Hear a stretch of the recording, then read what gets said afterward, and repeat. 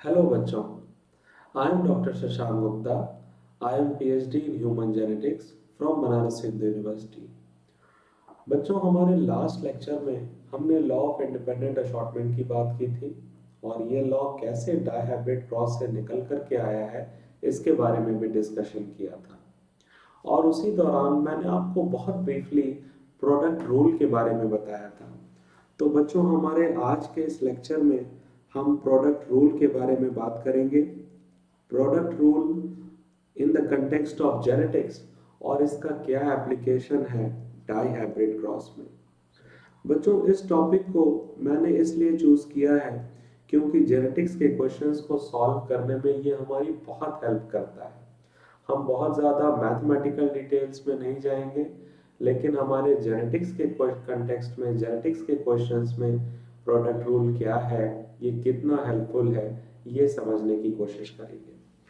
बच्चों, die hybrid cross जो होता है या जो हमने डिस्कस किया है, डाई हाइब्रिड क्रॉस बेसिकली क्या है? Dihybrid cross is a combination of two monohybrid crosses, right? और हमने जो पिछली क्लास में एक डाई हाइब्रिड क्रॉस देखा था, वो भी दो मोनोहाइब्रिड क्रॉसेस का कॉम्बिनेशन था। जहां पर कौन से दो मोनोहाइब्रिड क्रॉसेस इन्वॉल्व थे? एक मोनोहाइब्रिड क्रॉस जो था वो सीड के शेप के लिए था और दूसरा मोनोहाइब्रिड क्रॉस था सीड के कलर के लिए, है ना? तो हमने जो डाई हाइब्रिड क्रॉस स्टडी किया था, वहां पर सीड शेप और सीड कलर दोनों ही कैरेक्टर्स का इनहेरिटेंस एक साथ स्टडी किया था। और बच्चों, मैंने आपको बताया था कि इस डाई हाइब्रिड क्रॉस में जो हमारे पास F2 जनरेशन में फिनोटिपिक रेशियो आया, फिनोटिपिक रेशियो, वो फिनोटिपिक रेशियो क्या था बच्चों? वो फिनोटिपिक रेशियो था 9:3:3:1, है ना? याद है ना? और बच्चों, ये रेशियो कैसे आया? मैंने कहा कि डाई हाइब्रिड क्रॉस क्या होता है? It is a combination of two monohybrid crosses. तो बच्चों, अगर आप इमेजिन करिए, विजुअलाइज करिए कि सीड शेप का, सिर्फ सीड शेप का अगर आप मोनोहाइब्रिड क्रॉस कर रहे होते, जैसे मैंने आपको बताया कि जब हमने प्लांट हाइट का मोनोहाइब्रिड क्रॉस किया था, तो टॉल और डॉर्फ का F2 जनरेशन में जो फिनोटिपिक रेशियो था वो क्या था? 3:1। सही याद किया आपने।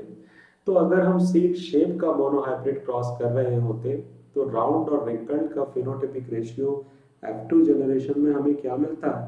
3:1। और सीड कलर यानी येलो और ग्रीन का भी हमें F2 जनरेशन में फिनोटिपिक रेशियो क्या मिलता? 3:1। तो बच्चों, ये दो मोनोहाइब्रिड प्रोसेस जब हम अलग अलग कर रहे थे, तो हमें रेशियो मिलते थे 3:1 और 3:1। और इन दोनों मोनोहाइब्रिड केसेस को जब हमने कंबाइन कर दिया बच्चों, तो हमारे पास जो डाई हाइब्रिड क्रॉसेस का रेशियो आया, ये 9:3:1 आया। और ये कैसे आया? ये बच्चों आया है बाय मल्टीप्लिकेशन, मल्टीप्लिकेशन या फिर प्रोडक्ट ऑफ इंडिविजुअल प्रोबेबिलिटीज, है ना बच्चों? 3:1 और 3:1, इन दो प्रोबेबिलिटीज का जब हमने मल्टीप्लिकेशन कर दिया, मोनोहाइब्रिड क्रॉसेस की इन रेशियोज का जब हमने आपस में मल्टीप्लिकेशन कर दिया, जब हमने प्रोडक्ट कर दिया, तो हमें क्या मिल गया? डाई हाइब्रिड क्रॉस के रेशियोज हमें मिल गए बच्चों। देखिए ये कैसे किया हमने। 3:1 पहले मोनोहाइब्रिड क्रॉस का रेशियो, इसको मल्टीप्लाई कर दिया 3:1 दूसरे मोनोहाइब्रिड क्रॉस के रेशियो से। अब बच्चों इसका मल्टीप्लिकेशन करिए, 3 को मल्टीप्लाई करिए 3 से 9, 3 को मल्टीप्लाई करिए 1 से 3, और इसके बाद 1 को मल्टीप्लाई करिए 3 से 3, और 1 को मल्टीप्लाई करिए 1 से 1, है ना बच्चों? तो डाई हाइब्रिड क्रॉस का ये रेशियो कहां से आया है? By multiplication of the ratios of monohybrid crosses. तो बच्चों, यही तो प्रोडक्ट रूल है। तो प्रोडक्ट रूल क्या कहता है कि दो मोनोहाइब्रिड क्रॉसेस जब अलग अलग हो रहे थे, तो उनकी कुछ प्रोबेबिलिटीज थी। फॉर एग्जांपल एक मोनोहाइब्रिड क्रॉस की प्रोबेबिलिटी ए थी और दूसरे मोनोहाइब्रिड क्रॉस की प्रोबेबिलिटी बी थी, और दोनों मोनोहाइब्रिड क्रॉसेस को जब आपने कंबाइन कर दिया in form of a single dihybrid cross, तो इस डाइहाइब्रिड क्रॉस का रेशियो क्या होगा? तो उसके लिए आप ए और बी को आपस में मल्टीप्लाई कर दीजिए, यानी मोनोहाइब्रिड क्रॉसेस को जो रेशियोज थे उनका प्रोडक्ट, उनका मल्टीप्लिकेशन आपको देगा डाइहाइब्रिड क्रॉस का रेशियो, है ना बच्चों। एक और सिंपल क्वेश्चन हम देखते हैं बच्चों प्रोडक्ट रूल को समझने के लिए। एक क्वेश्चन मान लीजिए मैंने आपको दिया जहां पर हम एक डाइहाइब्रिड क्रॉस कर रहे हैं, डाइहाइब्रिड क्रॉस कर रहे हैं capital A small a capital B small b, और इसका क्रॉस किया capital A capital B small b से, और एग्जामिनर हमसे पूछना चाह रहा है कि F2 जनरेशन में फेनोटिपिक रेशियो क्या होगा। और बच्चों यहाँ पर एग्जाम में एक इंफॉर्मेशन दी है कि जो पहला जीन है AA, ये इनकम्प्लीट डोमिनेंस फॉलो करता है,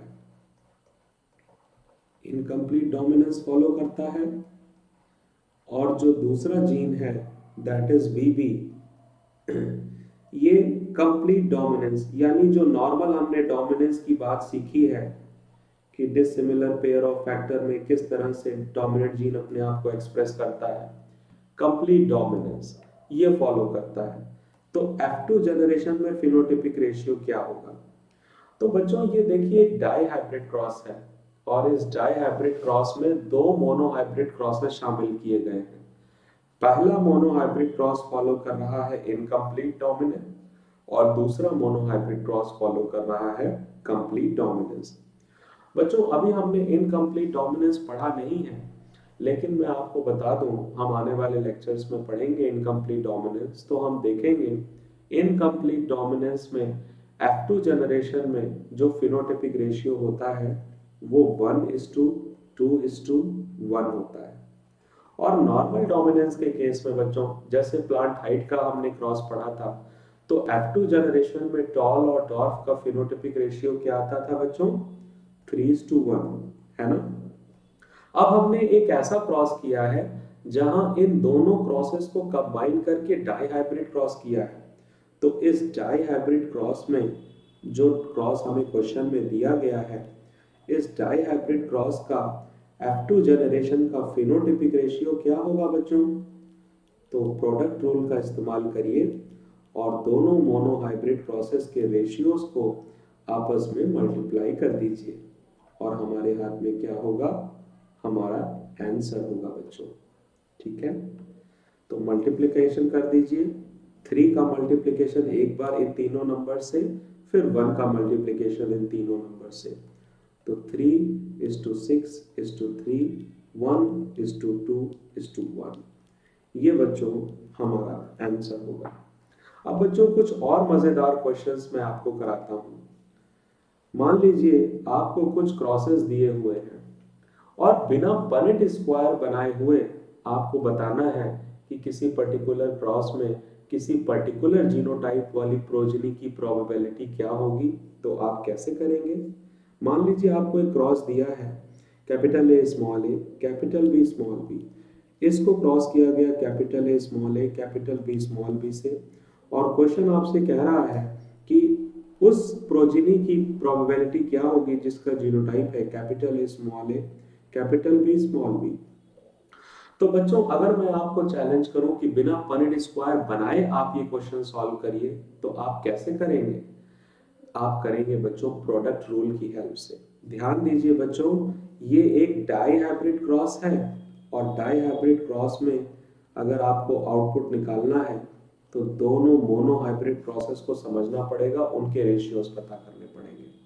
तो बच्चों आप इस डाइहाइब्रिड क्रॉस को ऐसे विजुअलाइज करिए कि यहाँ पर दो मोनोहाइब्रिड क्रॉस हैं, कैपिटल ए स्मॉल ए, और इससे आप जानना चाहते हैं कि कैपिटल ए स्मॉल ए की प्रोबेबिलिटी क्या होगी, और इसमें दूसरा मोनोहाइब्रिड क्रॉस जो छुपा हुआ है कैपिटल बी कैपिटल बी और स्मॉल बी की प्रोबेबिलिटी क्या होगी, ये आप जानना चाहते हैं।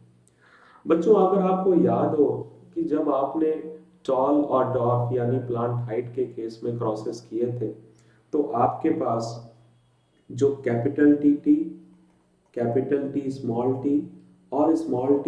टी के F2 में जीनोटाइप आते थे। और ये जीनोटाइप कब आते थे? जब हमने कैपिटल टी ये F1 के प्लांट्स की सेल्फिंग की थी, तब हमारे पास कैपिटल टी स्मॉल टी ये तीन तरह के जीनोटाइप आते थे। इनकी प्रोबेबिलिटीज होती थी 1/4, 2/4 और 1/4, है ना बच्चों? ये मैंने आपको इसलिए याद दिलाया क्योंकि एक ऐसा ही क्रॉस, मोनोहाइब्रिड क्रॉस हम यहाँ कर रहे हैं, कैपिटल ए स्मॉल ए यानी कि कैपिटल टी स्मॉल टी। तो कैपिटल ए स्मॉल ए की प्रोबेबिलिटी क्या होगी? ये प्रोबेबिलिटी होनी चाहिए 2/4। ये देखिए, है ना बच्चों? और एक दूसरा क्रॉस किया जहां कैपिटल बी स्मॉल बी इसका क्रॉस किया गया, तो स्मॉल बी की प्रोबेबिलिटी क्या होनी चाहिए? 1/4। ये देखिए बच्चों, है ना? तो प्रोडक्ट रूल क्या कहता है कि दोनों मोनोहाइब्रिड क्रॉसेस को जब कंबाइन किया गया है तो दोनों की प्रोबेबिलिटीज को आप क्या करिए? मल्टीप्लाई कर दीजिए। तो हमारे पास कैपिटल ए स्मॉल बी इस ऑफस्प्रिंग की प्रोबेबिलिटी क्या होगी? 2/4 मल्टीप्लाइड बाई 1/4 यानी कि 2/16 या फिर 1/8, है ना बच्चों? कितना आसान है। यहाँ पर हमने पनेट स्क्वायर बनाया ही नहीं। फिर भी मैं आपको एक टिप दूंगा कि अगर आपको इन रेशियोज को याद करने में तकलीफ हो रही है या थोड़ा सा भी कंफ्यूजन है, तो आप एक रफ में छोटा सा पनेट स्क्वायर जल्दी से बना सकते हैं। जैसे इस पहले वाले मोनोहाइब्रिड क्रॉस के लिए मुझे अगर रेशियो याद करने में कंफ्यूजन हो रही है, तो मैं जल्दी से एक पनेट स्क्वायर बना लूंगा और देख लूंगा कि हमारे पास क्या प्रोबेबिलिटीज आएंगी। तो मैंने देख लिया कि कैपिटल ए स्मॉल ए की प्रोबेबिलिटी क्या है? इसकी प्रोबेबिलिटी है 2/4, है ना? तो इस तरह से अगर आपको कोई प्रोबेबिलिटी याद करने में थोड़ी सी भी कंफ्यूजन है, तो रफ में आप जल्दी से एक छोटा सा पनेट स्क्वायर बना करके कर सकते हैं। बट देखिए, ये पनेट स्क्वायर हमने मोनोहाइब्रिड क्रॉस के लिए बनाया। तो इस क्वेश्चन को सॉल्व करने में हमने क्या कंसेप्ट यूज किया? हमें एक डाई हाइब्रिड क्रॉस का रेशियो या प्रोबेबिलिटी पता करनी थी, और हमने मोनोहाइब्रिड क्रॉसेस के प्रोबेबिलिटीज को आपस में मल्टीप्लाई कर दिया, उनका प्रोडक्ट निकाल लिया। ठीक है, आइए एक और भी ऐसा ही मजेदार क्वेश्चन हम करते हैं बच्चों। ठीक है, एक क्वेश्चन जहां पर कैपिटल ए कैपिटल बी इसको क्रॉस किया गया है स्मॉल ए कैपिटल बी से, और हमें बतानी है उस प्रोजेनी की प्रोबेबिलिटी जिसका जीनोटाइप है स्मॉल ए कैपिटल बी। इसे बच्चों हम दो मोनोहाइब्रिड क्रॉसेस के फॉर्म में ब्रेक कर सकते हैं। पहला कैपिटल ए और स्मॉल ए इससे आना चाहता है स्मॉल ए। ये कैसा क्रॉस है बच्चों? ये टेस्ट क्रॉस है, और टेस्ट क्रॉस में हमें पता है कि होमोजाइगस रिसेसिव जो जीनोटाइप होता है उसकी प्रोबेबिलिटी होती है 1/2। और दूसरा क्रॉस देखेंगे capital B into capital B. तो इस क्रॉस में बच्चों कैपिटल बी स्मॉल बी की प्रोबेबिलिटी क्या होगी? 1/2। इसका मतलब क्या है बच्चों कि small a capital B small b की प्रोबेबिलिटी अगर हम निकालना चाहते हैं तो हमें दोनों को मल्टीप्लाई करना होगा, यानी कि फाइनल आंसर होगा 1/4। इसी तरह बच्चों एक बहुत ही सिंपल क्वेश्चन, अगर ऐसे छोटे क्रॉसेस हैं तो फिर भी आप कर सकते हैं, मगर मान लीजिए एग्जामिनर ने आपको बहुत लंबा चौड़ा क्रॉस दे दिया, एक टेट्राहाइब्रिड क्रॉस दे दिया कुछ इस तरह से, तो बच्चों फिर आपको यहां पर प्रोडक्ट रूल की ही हेल्प लेनी पड़ेगी, है ना? और इस क्रॉस में बच्चों आपको बताना है कि इस पर्टिकुलर जीनोटाइप की प्रोबेबिलिटी क्या होगी। Small a capital B small C, capital D small D. इसे देखते हैं बच्चों। तो स्मॉल ए के लिए प्रोबेबिलिटी क्या होगी? जब हमने ये क्रॉस किया है तो प्रोबेबिलिटी होगी 1/2। फिर कैपिटल बी को कैपिटल बी स्मॉल बी से क्रॉस किया है तो कैपिटल बी स्मॉल बी की प्रोबेबिलिटी भी 1/2। फिर कैपिटल सी को स्मॉल सी से किया है तो यहाँ भी स्मॉल सी की प्रोबेबिलिटी होगी 1/2। और जब कैपिटल डी को स्मॉल डी से किया है तो कैपिटल डी स्मॉल डी की प्रोबेबिलिटी 1/1, यानी फाइनल आंसर होगा 1/8। है ना बच्चों? तो बच्चों इस लेक्चर में हमने बहुत कुछ क्वेश्चंस की मदद से ये समझने की कोशिश की कि प्रोडक्ट रूल क्या होता है, और प्रोडक्ट रूल की मदद से बिना परेट स्क्वायर बनाए हुए हम डाइहाइब्रिड प्रोसेस को कैसे उनके रेशियोज देख सकते हैं या ऐसे सिंपल क्वेश्चंस को कैसे सॉल्व कर सकते हैं। बच्चों एक लास्ट पॉइंट मैं बताना चाहता हूं कि डाइहाइब्रिड क्रॉस के फेनोटाइपिक रेशियो की बात तो हमने की थी 9:3:3:1, लेकिन डाइहाइब्रिड क्रॉस के जीनोटाइपिक रेशियो की बात हमने नहीं की।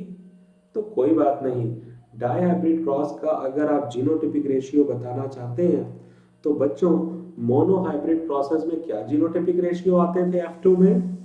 1:1, है ना? तो इसी का आप मल्टीप्लिकेशन कर दीजिए, इसी का आप प्रोडक्ट निकाल लीजिए, तो आपके हाथ में क्या होगा? आपके हाथ में होगा डाइहाइब्रिड क्रॉस के F2 जनरेशन का जीनोटाइपिक रेशियो, और ये रेशियो होगा 1:2:1, 2:4:2, 1:2:1, 1:1, 2:4:2, 1:1। ये F2 जनरेशन का जीनोटाइपिक रेशियो होगा डाइहाइब्रिड क्रॉस में। और ये कैसे आया है? मोनोहाइब्रिड के जीनोटाइपिक रेशियोज को आपस में मैंने मल्टीप्लाई कर दिया, उनका प्रोडक्ट कर दिया। तो बच्चों ये था जादू प्रोडक्ट रूल का और उसके एप्लीकेशंस डाइहाइब्रिड प्रोसेस में, या फिर कुछ ऐसे क्वेश्चंस जहां पर आपको कुछ क्रॉसेस दे दिए जाएंगे और किसी पर्टिकुलर जीनोटाइप की प्रोबेबिलिटी आपको बतानी होगी। बट बच्चों अभी तो हमने प्रोडक्ट रूल की सिर्फ झलक देखी है, इसके जादू की सिर्फ झलक देखी है। आने वाले लेक्चर में मैं आपको बताऊंगा कि अगर आपको डाइहाइब्रिड प्रोसेस पर बेस्ड कॉम्प्लिकेटेड क्वेश्चन सॉल्व करने हैं तो क्या आप वो डाइहाइब्रिड की वो बड़ी वाली टेबल बनाएंगे 16 डब्बे वाली? फिर तो एग्जाम का सारा टाइम उस डब्बे बनाने में ही निकल जाएगा। नहीं, कैसे हम बड़ी स्मार्टली प्रोडक्ट रूल की हेल्प से डाइहाइब्रिड प्रोसेस के कॉम्प्लेक्स क्वेश्चन सॉल्व करेंगे, ये अगली क्लास में देखेंगे। थैंक यू बच्चों।